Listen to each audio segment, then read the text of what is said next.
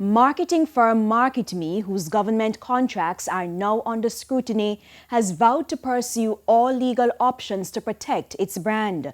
The company, which spearheads the Jamaica Moves campaign in the Health Ministry, has finally broken its silence. MarketMe got 2 contracts with the Health Ministry, totaling roughly $55 million.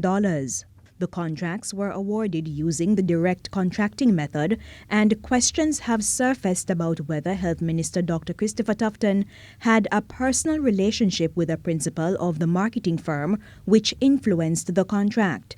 The Health Ministry insists the procurement rules were followed.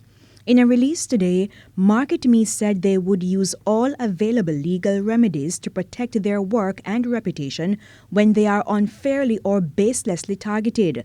The company adds that to fund the Jamaica Moves campaign from 2016 to 2020, they raised over $75 million.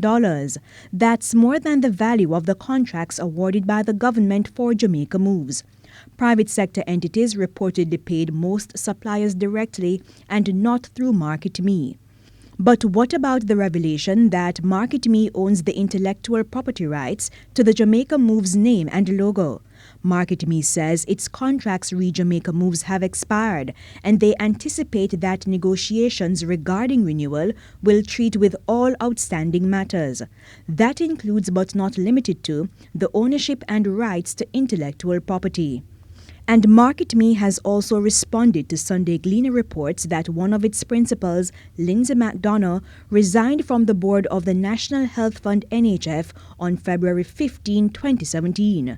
That was 1 week before the NHF board approved $15 million to pay for aspects of Jamaica Moves.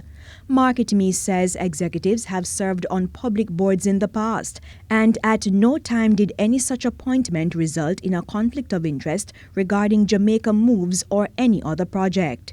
In the meantime, MarketMe took credit for the launch of Caribbean Moves, which also seeks to combat obesity and other lifestyle illnesses.